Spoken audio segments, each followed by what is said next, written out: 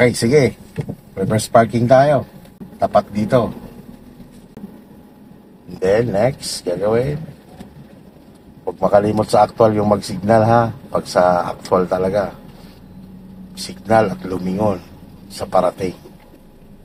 Tingnan mo, tabayan mo dyan, makita mo sila parehas. Left and right, at tingin. Okay, atras. Hazard. Gamit hazard. Yan, tingnan mo, habang lumalapit ka doon, tingnan mo kung saan ka dumidikit.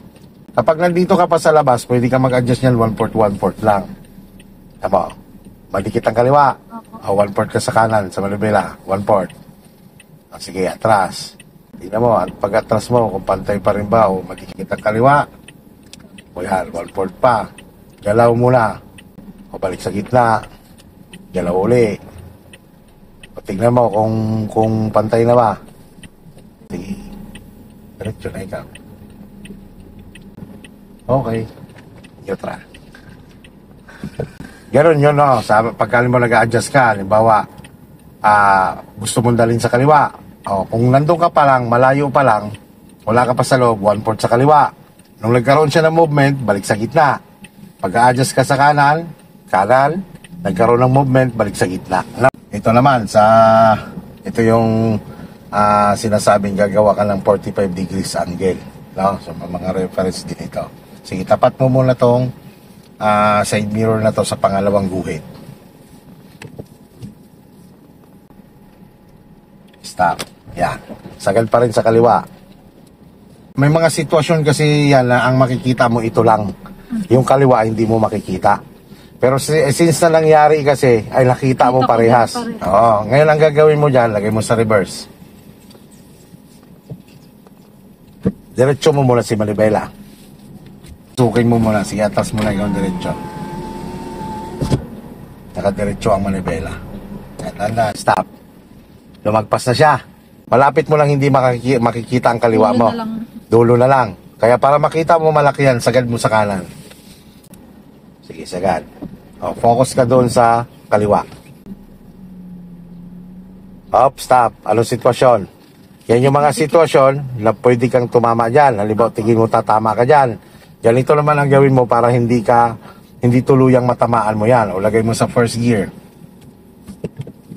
Sagad naman sa kaliwa. Yan. Forward yan.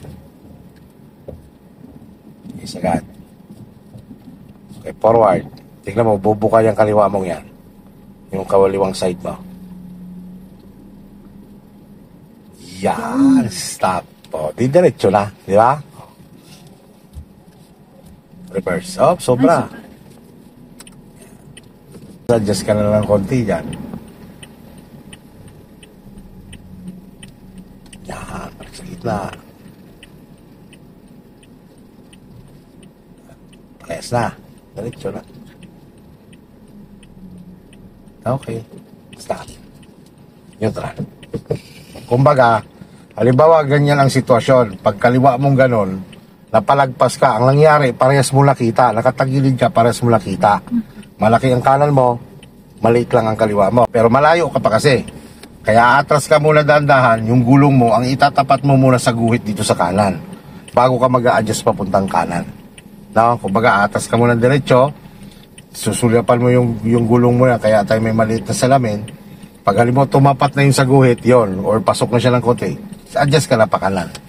Yon. May mga pagkakataon naman yan, Ma'am Sel, pag kaliwa mong ganon, halimbawa mayroon ka lang babanggaan doon sa unahan mo, so napatigil ka na. Ang makikita mo lang ay yung kanan mo. So ngayon, nakasagad ka sa kaliwa noon, di ba? Ang gagawin mo noon, sagad mo sa kanan para makita mo yung kaliwa. Ang goal mo dyan, na umatas ka, parehas mo sila nakikita. Noon nga lumapit ka na, pumasok na lang konti ang iyong kotse, saka ka mag-a-adjust ngayon para ma-align mo siya.